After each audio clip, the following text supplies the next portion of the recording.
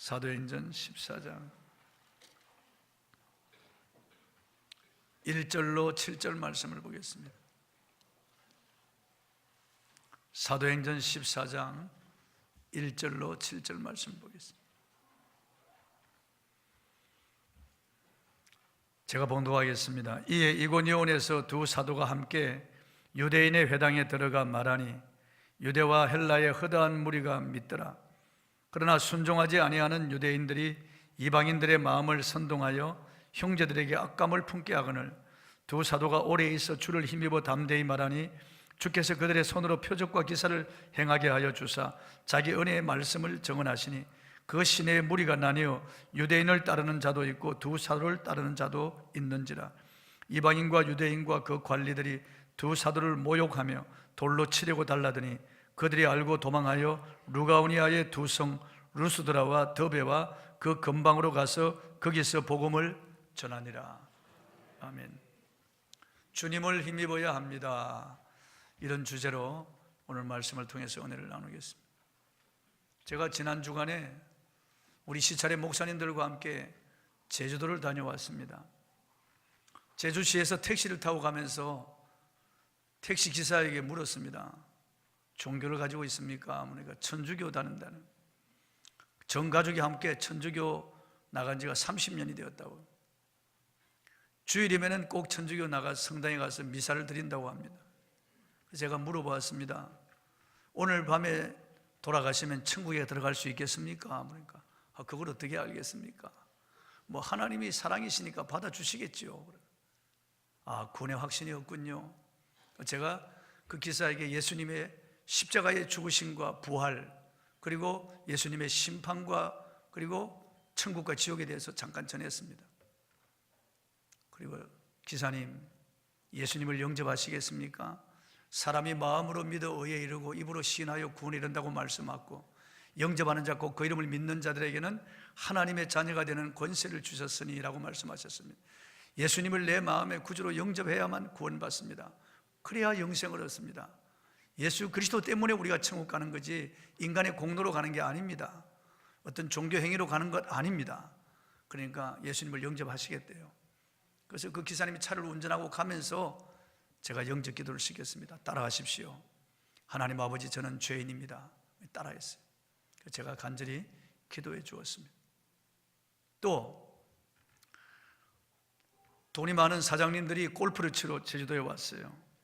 전라남도 여수와 여천에서 코롱 스포츠 센터를 2개나 운영하고 부인도 사업체를 가지고 있는 부자인 성기렌 씨와 최영희 씨 부부가 골프 치러 제주도에 왔습니다.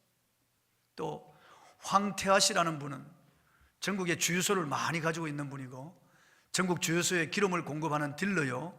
그리고 또 다국적 기업, 외국 기업과 합작으로 큰 사업을 운영하고 계신 분인데 제가 이 세 분에게 복음 전할 기회를 얻었습니다. 제가 한 30분 동안 복음을 전했는데 제가 처음에 이렇게 시작을 했습니다. 한 고등학생이 책가방을 메고 학교를 가기 위해서 버스를 타러 정류장으로 가는데 한 노신사가 그 학생을 잡았습니다. 애야, 너 어디 가니? 보시면 모르시겠습니까? 학교 가죠. 학교 가서 뭐하니? 공부하죠. 그 다음엔 졸업하겠죠. 그 다음에는 대학에 들어가야죠.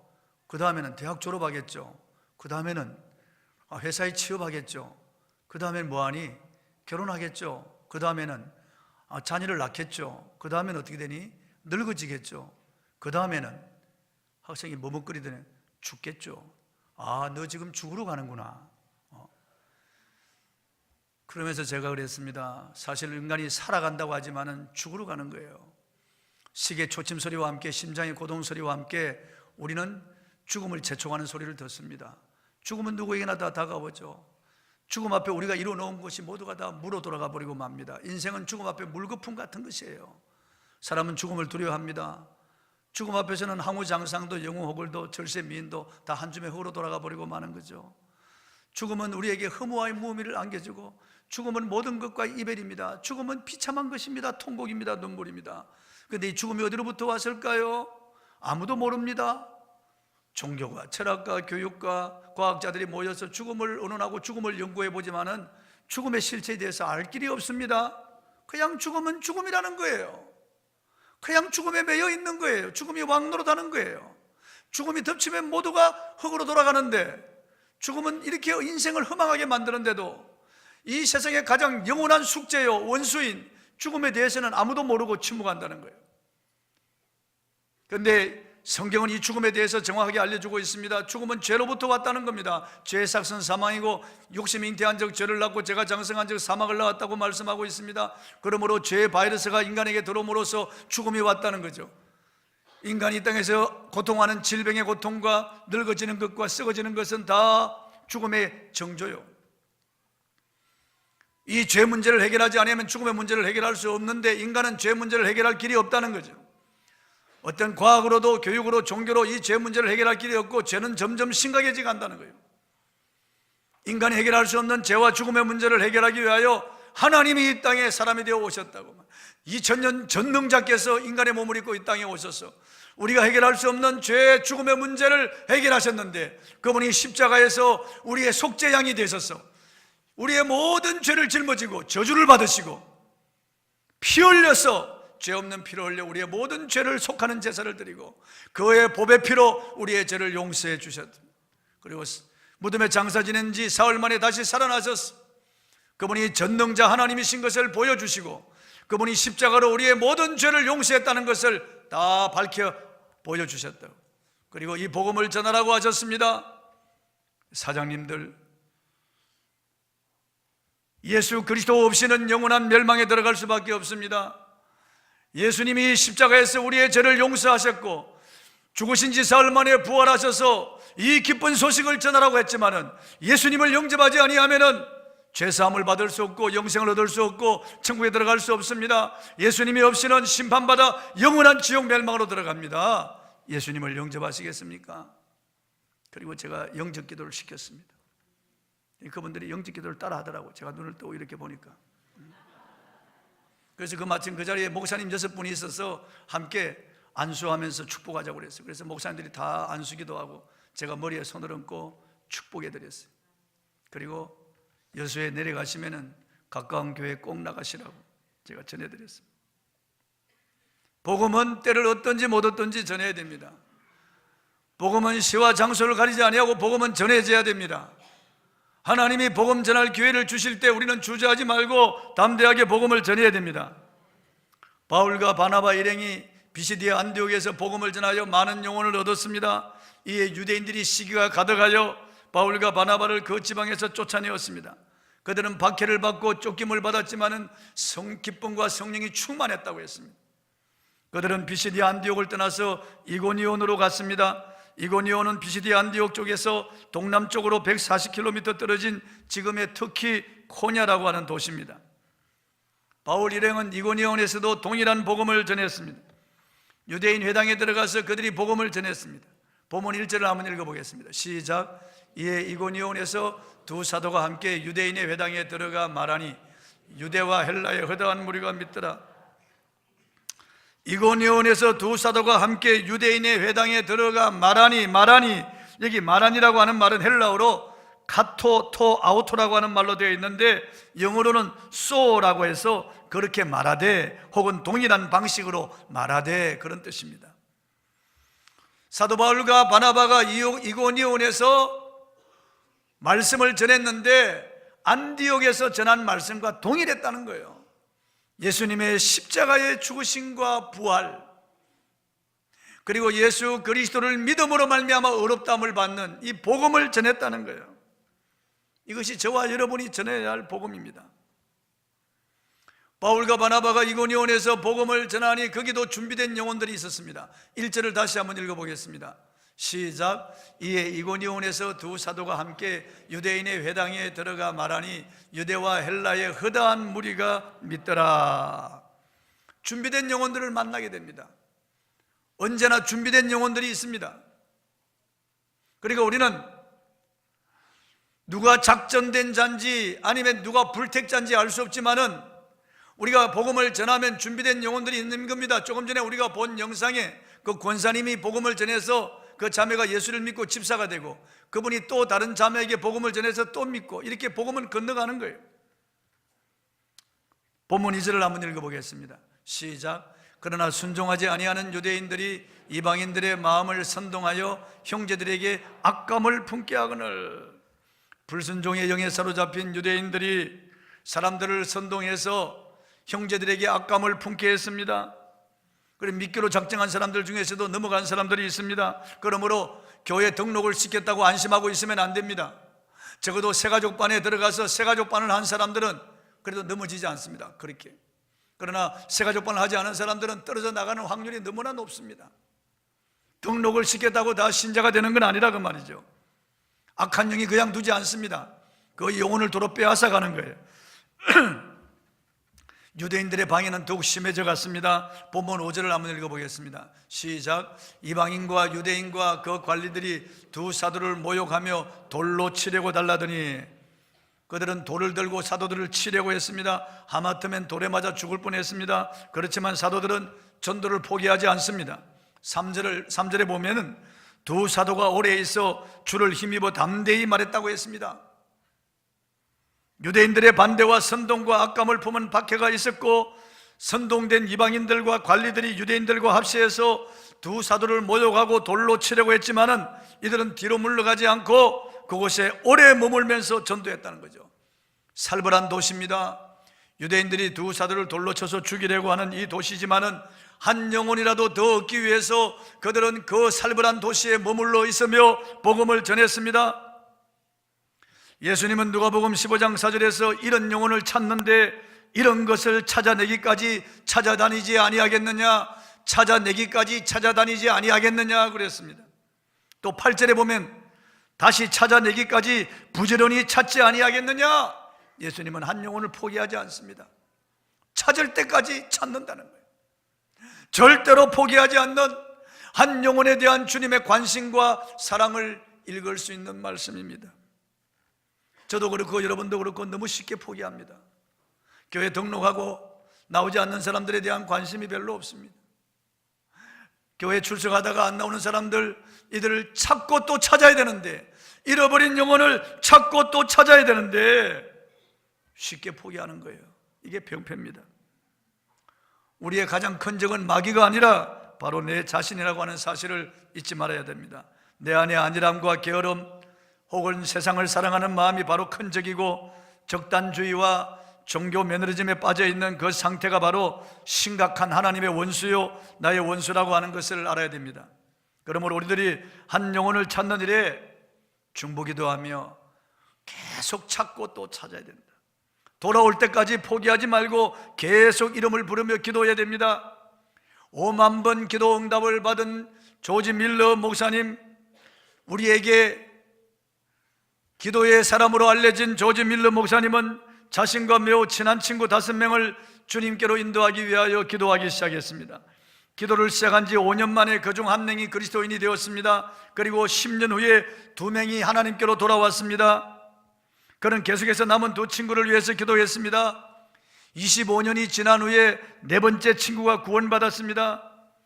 조지 밀러 목사님은 숨을 거두기 직전까지 마지막 남은 친구를 위해서 기도했습니다. 밀러 목사님이 죽은 지 몇 달이 안 되어 이 친구도 마침내 예수님을 구주로 영접하게 되었습니다. 참된 전도를 위한 기도는 포기하는 법이 없어야 됩니다. 왜냐하면 기도는 사람을 변화시키는 능력이기 때문입니다. 끈질긴 중보기도가 필요합니다. 바울과 바나바가 이고니온에 오래 머물러 있으면서 그 도시를 위하여 기도하면서 복음을 전했습니다. 그래서 많은 영혼이 주님께로 돌아왔습니다. 본문 3절을 한번 다시 읽어보겠습니다. 시작.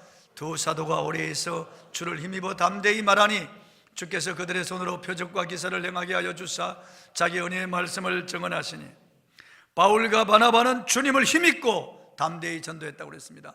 두 사도가 오래 있어 주를 힘입어 담대히 말하니 그랬습니다.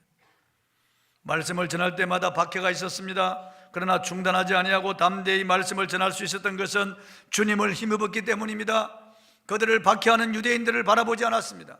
그들은 주님을 바라보았습니다. 주님께 기도했습니다. 주님의 은혜가 그들에게 임했습니다. 하나님의 권능이 그들에게 임했습니다. 그래서 그들이 주님을 힘입고 주님을 힘입고 담대히 복음을 전했다는 거죠. 여러분, 어려울 때 어려움을 바라보면 좌절합니다. 고통스러운 일이 있을 때 그 고통을 바라보면 우리는 함몰되기 쉽습니다. 환난이 있을 때 환난을 바라보고 있으면 우리는 정말 낭망하고 절망할 수밖에 없습니다. 그러나 환난을 바라보지 아니하고 주님을 바라보면 주님께서 우리에게 힘을 주십니다. 그 환난을 이길 수 있는 힘을 주시고, 그 어려움을 이길 수 있는 힘을 주시고, 그 고난을 극복할 수 있는 힘을 우리에게 주시는 것입니다. 내 영혼아, 내가 어찌하여 낭망하며 어찌하여 내 속에서 불안하여 하는고, 너는 하나님을 바라라. 그 얼굴에 도우심을 인하여 내가 오히려 찬송하리로다. 자기 자신에게 질문하고 답하는 거예요. 하나님을 바라봐야 돼요. 사람을 보고 세상을 바라보고 환경을 바라보면 낭망할 일 많죠. 저도 그렇습니다. 힘든 일이 있습니다. 가슴 아플 때가 있습니다. 우울할 때가 있습니다. 실망할 때가 있습니다. 큰 환난을 만날 때도 있습니다. 그렇지만은 주님을 바라보면은 거기로부터 도움이 있습니다. 주님이 우리를 도와주시는 겁니다. 주님을 힘입어야 됩니다. 내 힘으로, 내 방법으로 세상을 이길 수 없습니다. 우리는 너무 연약합니다. 너무 부족합니다. 우리는 작은 말에도 충격을 받습니다. 들려오는 소문은 우리를 실망하는 것밖에 없습니다. 세상에서 일어나고 있는 일들을 보십시오. 여러분의 가정의 자녀 문제 때문에 고민하지 않습니까? 부부간의 문제로, 경제적인 문제로, 질병으로 여러분 바라보면 날망할 것밖에 없습니다. 그러나 주님을 바라보면 주님께서 우리에게 힘을 주십니다. 시편 18편 2절에 다윗은 이렇게 고백합니다. 나의 힘이 되신 여호와여, 내가 주를 사랑하나이다. 여호와는 나의 반석이시요 나의 요새시요 나를 건지시는 자시요 나의 하나님이시요 내가 그 안에 피할 나의 바위시요 나의 방패시요 나의 구원의 뿌리시요 나의 산승이시로다. 하나님이 이렇게 그를 도와주시네. 하나님과 나밖에 없어요. 세상 간 곳이 없어요. 하나님과 나밖에 없어요. 시편 18편 29절에 내가 주를 의뢰하고 적군을 향해 달리며 내 하나님을 의지하고 담을 뛰어넘나이다. 우리 앞에 담들이 많잖아요. 어려운 시련의 담이 있고 환난의 담이 있고 큰 고난의 담이 있습니다. 우리 앞에 예상치 못한 이런 담 때문에 많은 사람들이 담 앞에 주저앉아서 그냥 낭망합니다. 어찌할 바를 알지 못하고 발을 동동 구르고 가슴을 치고 웁니다. 그러나 하나님을 의지하고 다윗은 담을 뛰어넘었다고 그랬어요. 하나님을 의뢰하고. 이신바에바라고 하는 장대 높이뛰기 여자 선수, 장대의 탄력을 이용해서 5m를 따라 올라갔어요. 5m를 뛰어넘습니다. 그의 힘으로는 도저히 1m를 아마 넘어가지 못할 거예요. 그러나 5m를 넘어갈 수 있는 것은 장대의 탄력을 의지했기 때문에 그렇습니다. 우리가 담을 넘을 수 없지만은 하나님을 의지하면은, 하나님의 힘을 덧입으면은 뛰어넘을 수 있습니다. 여러분, 주님을 힘입기를 바랍니다. 주님을 바라보고 도우심을 구하면 하나님이 우리에게 성령을 부어주시고 성령의 권능이 우리에게 임하면은 우리는 할 수 있습니다. 사도행 1장 8절에 오직 성령이 너에게 임하시면 너희가 권능을 받고 예루살렘과 온 유대와 사마리아와 땅끝까지 이르러 내 증인이 되리라고 권능을 주신다는 거예요. 두나미 있어. 나는 할 수 없지만은 성령이 임하면 권능을 주신다는 거예요. 권능. 할 수 있게 하신다는 거예요. 전도는 내가 하는 게 아니에요. 하나님이 하게 하시는 거예요. 이사야 41장 10절에 두려워 말라 내가 너와 함께 함이니라. 놀라지 말라 나는 내 하나님이 됨이니라. 내가 너를 굳세게 하리라. 참으로 너를 도와주리라. 참으로 나의 오른손으로 너를 붙들리라. 하나님이 우리를 도와주신다는 거예요. 하나님이 붙들어 주신다는 거예요. 하나님의 은혜가 임하면은, 성령이 임하면은 얼마든지 가능한 사람으로 바뀝니다. 미국의 인디아나주의 고센이라고 하는 지역에 트레이시 베일리라고 하는 학생이 있는데 이 고등학교 레슬링부의 주장이었습니다. 미 전국의 레슬링 시합에서 그가 챔피언이 되었습니다. 금메달을 땄습니다. 대단한 그런 힘을 가진 청년이었습니다. 학생이었어요. 그런데 그 지역의 조직 깡패들이 이 베일리를 이용했습니다. 트레이시 베일리에게 그들이 제거해야 될, 그들이 공격해야 될 상대를 공개해 주면은 돈을 주고 술도 사주고 칭찬도 합니다. 그래서 베일리가 조직폭력배에 앞장서서 그 공격할 사람을 공격하는 거예요. 그런 짓을 하는 거예요.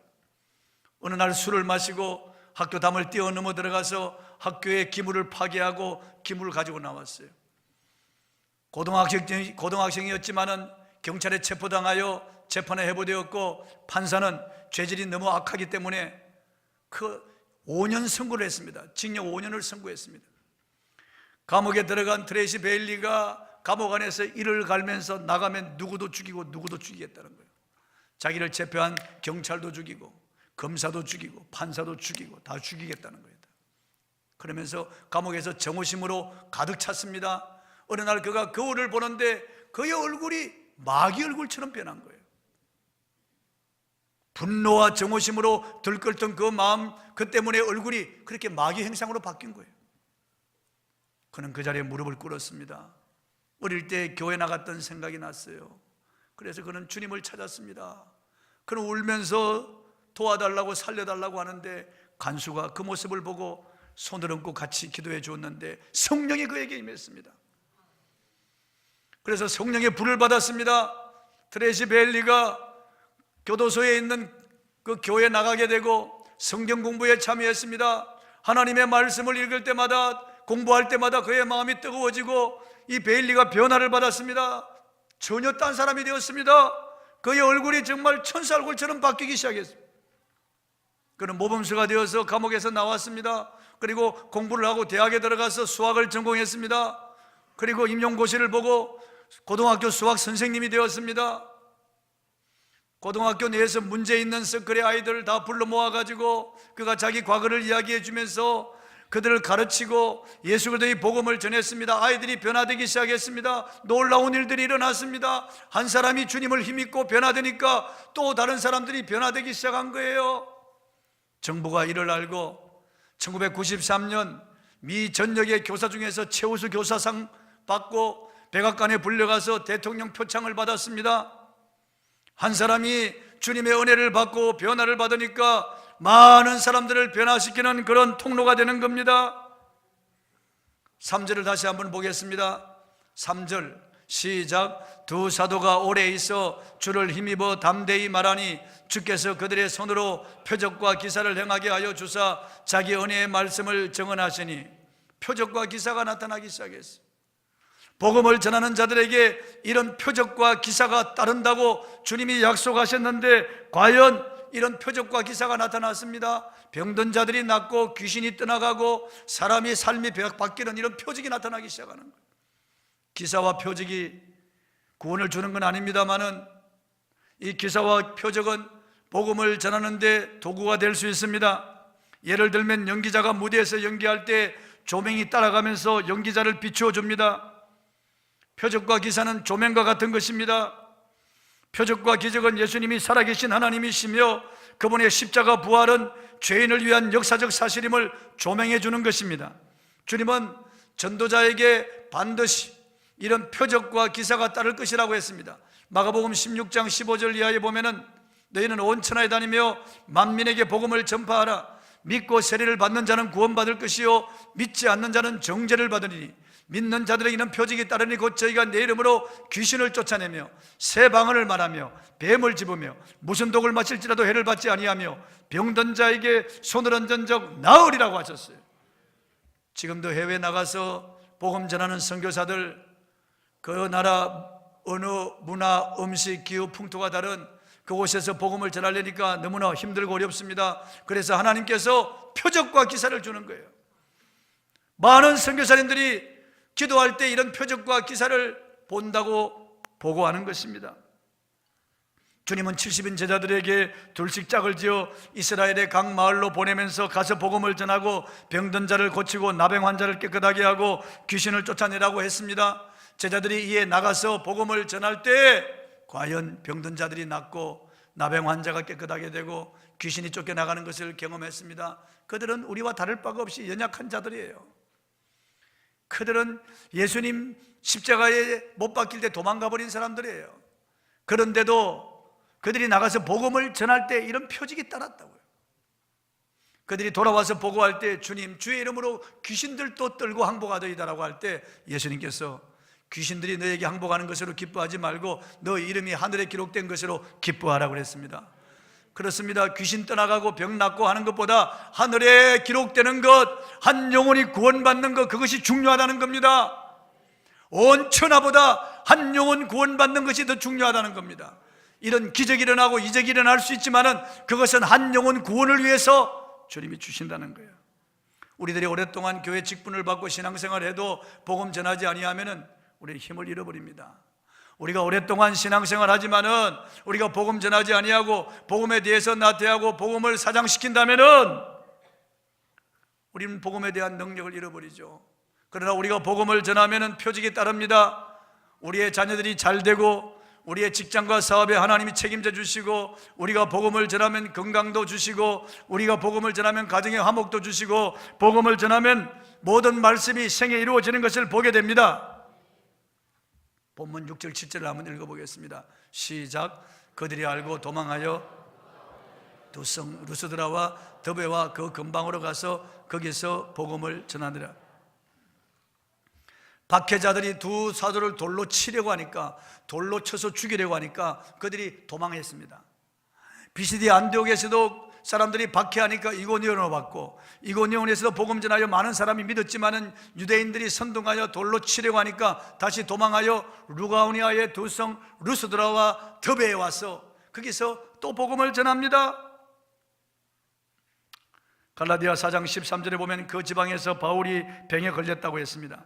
장기간 도보와 여행으로 몸이 약해졌고 길에서 노숙함으로 병을 얻은 것 같습니다. 이름에도 불구하고 복음을 전하는 것을 쉬지 않습니다. 때와 장소, 환경을 가리지 아니하고 가는 곳마다 복음을 전했습니다. 이들이 복음에 붙잡힌 사람이요, 복음에 미친 사람들입니다. 박해해도 도망가서 또 복음을 전하고, 또 박해하면 또 가서 복음을 전하고, 가는 곳마다 복음을 전했습니다. 유대인들의 회당을 이용해서 복음을 전했습니다. 사도 바울은 감옥 안에서도 복음을 전했고, 풍랑이는 배 안에서도 복음을 전했습니다. 때를 얻든지 못 얻든지 복음을 전했습니다. 저와 여러분이 그래야 하지 않겠습니까? 바울이 받은 복음이나 저와 여러분이 받은 복음은 동일합니다. 바울의 예수님이나 저와 여러분이 믿는 예수님 동일하신 분입니다. 우리가 왜 이럴까요? 우리가 왜 이렇게 무기력할까요? 우리가 왜 이렇게 복음에 대한 기쁨이 없고 흥분이 없을까요? 우리가 왜 이렇게 복음의 능력에 대한 이런 거룩함이 없을까요? 그 시대나 지금의 이 시대나 다를 바가 없습니다. 악하기는 마찬가지예요. 더구나 이 시대는 주님 오시기 임박한 그런 시대입니다. 사랑하는 성도 여러분, 우리는 이 땅에 잠시 왔다 떠납니다. 우리가 이뤄놓은 부귀 영화 그리고 부동산, 동산 하나 가져갈 수 없습니다. 우리가 이 땅을 떠날 때 남는 게 아무것도 없어요. 하나 가져갈 수 없습니다. 우리 인생은 들의 풀과 같고 누리는 영화도 불의 꽃과 같아서 풀은 마르고 꽃은 시들어 떨어지듯이 언젠가 우리는 곧 말라서 떨어질 때가 있습니다. 인생은 허망한 것입니다. 허무한 것입니다. 아침 안개와 같이 잠깐 있다가 사라지는 것이 우리 인생입니다. 이런 허무한 인생, 허망한 인생인데 무엇이 가치 있는 인생이겠습니까? 어떤 것이 가장 영광스럽고 가장 가치 있는 그런 것이 될 수 있겠습니까? 복음 전도입니다. 주님을 영화롭게 하고 그분을 기쁘시게 하는 것이 우리 인생의 목적이라고 했습니다. 우리가 예배 마치고 성령을 부를 때 나 주님의 기쁨 되기 원한다고 하죠. 주님의 기쁨이 무엇일까요? 주님은 한 영혼을 찾았을 때 기뻐하고 즐거워한다고 그랬습니다. 기뻐하고 즐거워한다고. 그리고 죄인 하나가 회개하고 돌아오면 하늘에서 회개할 것 없는 의인 99을 인하여 기뻐하는 것보다 더 기뻐한다고. 주님이 가장 기뻐하는 것, 우리의 믿음도 기뻐하고 찬송도 기뻐하고 예배도 기뻐하고 헌금도 기뻐하지만은 그보다 더욱 기뻐하는 것은 한 영혼이 회개하고 돌아올 때, 한 영혼 구원받을 때 주님은 기쁨을 참지 못하신다는 거예요. 즐거이 부르며 기뻐하신다는 거예요. 한 청년이 인도 선교사로 떠나기 전에 그동안 자기가 흠모하고 사랑했던 자매에게 편지로 결혼 프로포즈를 했습니다. 그리고 편지 말미에 답장이 없으면은 나를 싫어한다는 뜻으로 알겠습니다. 그렇게 해서 편지를 보냈는데 이 편지를 받아든 자매는 그 편지를 읽으면서 너무나 기뻤어요. 자기도 그 형제를 좋아하고 사랑했거든요. 그래서 즉시 기쁨으로 답장을 썼습니다. 결혼을 승낙한다는 답장을 탁 써서 예쁜 편지 봉투에 넣어서 봉해서 주소를 적은 다음에 마침 대문을 나서는 오빠에게, 오빠 이 편지를 우체통에 좀 넣어줘요. 그러니까 오빠가 알았다고 코트 호주머니에 집어넣고 나갔는데 그때부터 답장을 기다리는 거예요. 그리고 그 형제가 찾아오기를 기다리는 겁니다. 하루 이틀 한 달 두 달이 가도 답장이 없습니다. 형제가 찾아오지 않는 거예요. 아니 1년이 지나도 형제에게 답이 없는 겁니다. 그런데 소문에 들리기는 그 형제가 한 자매와 결혼했다는 겁니다. 그리고 인도 선교사로 떠났다는 말을 들었을 때 배신감에 치를 뜨고 분노하고 울었습니다. 그런데 어느 날 자기 오빠의 코트를 빨다가 그 코트를 널다가 코트 주머니에 뭉쳐있는 걸 발견하고 끄집어내 보니까 자기가 주었던 편지가 물에 젖은 채로 그 코트 주머니 속에 있는 것을 발견했습니다. 알고 보니까 그의 오빠가 편지를 붙이지 아니하고 깜빡 잊어버리고 주머니 속에 그대로 두었던 겁니다. 그리고 세월이 지나가 버리고 말한 것입니다. 그 오빠가 편지를 붙이지 아니해서 이 두 사람의 운명이 완전히 갈라진 겁니다. 이 자매는 그것을 보면서 땅을 치고 통곡하며 울고 또 울었습니다.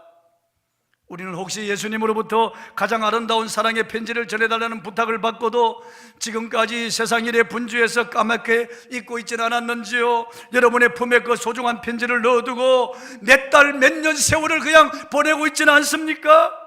한 영혼의 운명이 갈리는 그 중요한 편지를, 그 사랑의 편지를 저와 여러분이 전해주지 아니해서 세상에 실망하고 쏘가 사는 사람, 눈물 짓는 사람, 한숨 짓는 사람, 절박한 사람들이 얼마나 많은데, 우리의 직장과 사업, 가정사도 중요하지만은 주님으로부터 전해달라는 이 소중한 편지를 저와 여러분이 다 받았는데 전해주기만 하면 되는데, 우체통에 넣기만 하면 되는데 우리가 무성의하고 부족해서 그것을 전하지 아니하여 영원히 떠난다면은, 영원한 지옥으로 떨어진다면은 얼마나 원통한 일입니까? 우리 주님은 모든 민족이 구원 얻기까지 쉬지 아니하시는 주님이세요.